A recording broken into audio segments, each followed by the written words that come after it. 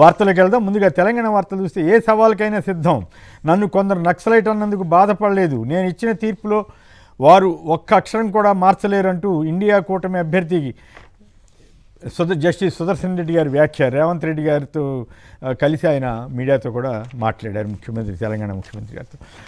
ఓట్ల చోరీపై త్వరలోనే hydrogen bomb, మేము బయటపెట్టే వివరాలతో మోడీ ముఖం కూడా చూపించలేరంటూ బీజేపీ వాళ్ళందుకు సిద్ధపడాలని రాహుల్ గాంధీ మరో సంచలన వ్యాఖ్య చేశారు. మరి ఎప్పుడు హైడ్రోజన్ బాంబు పిలుస్తారో చూడాలి.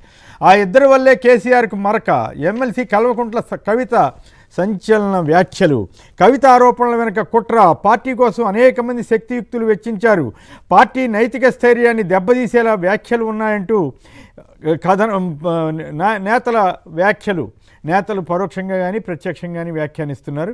అలాగే హరీష్ 6 అడుగుల బుల్లెట్ అంటూ ఎక్స్లో బీఆర్ఎస్ పోస్ట్, డైనమిక్ నాయకుడు హరీష్ అంటూ కేటీఆర్ ట్వీట్. కవిత వ్యాఖ్యలతో కాళేశ్వరం అవినీతి రుజువైందన్న పిసిసి అధ్యక్షుడు మహేష్ కుమార్ గౌడ్. పెన్షన్ భిక్ష కాదు, ఉద్యోగుల హక్కు, తెలంగాణ ఉద్యోగుల జేఏసీ సిపిఎస్ రద్దు చేసి ఓపీఎస్ని అమలు చేయాలని డిమాండ్. అట్లాగే సిపిఎస్ రద్దు చేయండి, హామీని నిలబెట్టుకోండి అని కూడా చేశారు. ఇక్కడ తెలంగాణతో పాటు ఆంధ్రలో కూడా చేశారు. కవిత వ్యాఖ్యలతో కాళేశ్వరం అవినీతి రుజువైందన్న మహేష్ కుమార్ గౌడ్. బీఆర్ఎస్ నుంచి కవిత అవుట్, ఫామ్ హౌస్లో కేటీఆర్తో సహా ముఖ్య నేతలతో సుదీర్ఘంగా చర్చ జరిపిన కేసీఆర్ అంటూ వార్తాపత్రిక కథనాన్ని ఇచ్చింది. సస్పెండ్ అవుతారని మరికొన్ని పత్రికలు కూడా రాశాయి.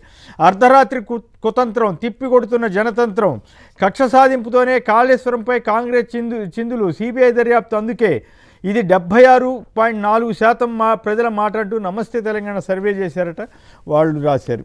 ఇక ఆంధ్ర వార్తలకు వెళ్తే, అర్ధరాత్రి సాక్షిపై దాడి, విజయవాడలోని ప్రధాన కార్యాలయంలో పోలీసులు హల్చల్, పోలీసులు సిబ్బందిపై ప్రశ్నల వర్షం, అది జనం పక్షాన గళమెత్తడంతో గొంతు నిలిపే కుట్ర, పత్రికా స్వేచ్ఛను కాలరాస్తూ నిరంకుశ చర్యలు, సాక్షి ఎడిటర్పై అక్రమ కేసు, గతంలో కూడా పెట్టారు, ఇప్పుడు కూడా పెట్టారు. ఫీవర్ వైరల్, మంచం పట్టిన రాష్ట్రం, ప్రతి ఇంట జ్వరాలు, డెంగీ మలేరియా బాధితులంటూ మరో కథనం ఇచ్చారు. దీనికి కూడా కోపం వస్తుందేమో. తప్పును తప్పుగా చూపే ధైర్యం రావాలి, ఎమ్మెల్యేలు తప్పు చేసినా నిలదీయవచ్చు, ప్రజలకు ఆ మేరకు స్వేచ్ఛ ఇచ్చాం అంటూ చంద్రబాబు గారు ఉపన్యాసం. ఇంకోవైపు ఏమో సాక్షిని మాత్రం అందులో నిన్న రాజంపేట సభలో కూడా, రాజంపేట దగ్గర రాయచోటి ఆ సభలో కూడా ఆయన సాక్షిని తిట్టారు, రాత్రికేమో సాక్షి మీద దాడి చేయించారు. మరి ఆయనకి తెలియకుండా అయితే దాడి జరగదు కదా. మరి సాక్షి వాళ్ళు వార్తలు రాస్తే వాటి మీద వివరణ ఇవ్వటం లేకపోతే ఏదైనా చేయాలి కదా. అలా కాకుండా దాడి చేశారంటే మరి పత్రికా స్వేచ్ఛ, ప్రజల స్వేచ్ఛ ఉన్నట్ల, హరించినట్ల అనేది మనం పురుషోత్తరెడ్డి గారిని వాళ్ళతోటి మాట్లాడదాం. దాని గురించి కూడా. టీటీడీ పాలక మండలి వ్యాపార సేవ అంటూ భూమన కరుణాకర్ రెడ్డి ధ్వజం, సీఐ వేధిస్తున్నాడంటూ ఆత్మహత్యాయత్నం. ఇటువంటి వాటి మీద చర్య తీసుకుంటే బాగుంటుంది ఆ పోలీస్ బాసులు కానీ ముఖ్యమంత్రి గారు కానీ. కుప్పంలోనూ యూరియా కష్టాలు. అయ్యా చంద్రబాబు గారు, మీ నియోజకవర్గంలో కూడా భగ్గుమన్న అన్నదాతలట, ఉల్లి రైతులు కన్నీరు మున్నీరట. మరి క్వింటాల్ ఉల్లి పండించడానికి 2000 ఖర్చు అయితే గిట్టుబాటు మాత్రం 1200 రూపాయలేనట. రైతుల ఆవేదన. మాట నిలబెట్టుకుంటారా లేదా, చంద్రబాబును నిలదీసిన ఉద్యోగులు, సిపిఎస్ పునరుద్ధరించాలని డిమాండ్, లేకపోతే ఉద్యోగుల ఆగ్రహానికి గురికాక తప్పదు, సిపిఎస్ ఉద్యోగుల చలో విజయవాడ, ఉద్యోగ సంఘాల నేతల హెచ్చరిక అంటూ ధర్నా చౌక్లో ధర్నా చేశారట. మరి ఇప్పుడు వాళ్ళని ఏం చేస్తారు.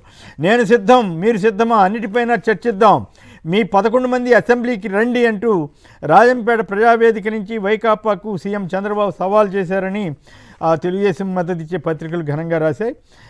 తర్వాత అవినీతి పత్రిక ఛానల్ ద్వారా తప్పుడు ప్రచారాలు చేస్తే సహించేది లేదని హెచ్చరిక అంట. ఓ పక్కేమో నువ్వే నిలదీయమంటారు, ఇంకో పక్కేమో ఇట్లా పిచ్చి ఆరోపణలన్నీ చేస్తుంటారు. ఫలానా తప్పని రాశారని చెప్పొచ్చు కదా. మరి దీని మీద పురుషోత్తరెడ్డి గారు ఏమంటారో విందాం. తర్వాత దమ్ముంటే సభకు రండి అని వైసీపీకి చంద్రబాబు గారు సవాల్ చేశారట. అదో ఫేక్ పార్టీ అట. ఏమన్నా అర్థం ఉందా ఆయన మాట్లాడటానికి. ఇక ఇసుక దోపిడీ గుత్తేదారులకు ఏదో కోట్ల జరిమానా పడిందని వాళ్ళు రాసుకున్నారు.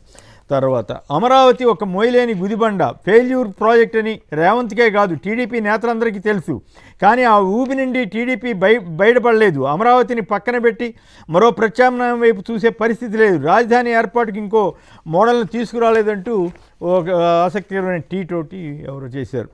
ఉద్యోగులను తొలగిస్తున్న ఐటీ కంపెనీలు రాష్ట్ర యువతకు ఉద్యోగాలు ఎలా ఇస్తాయి? 99 పైసలకు భూముల కేటాయింపు వెనుక రహస్యం ఏమిటి?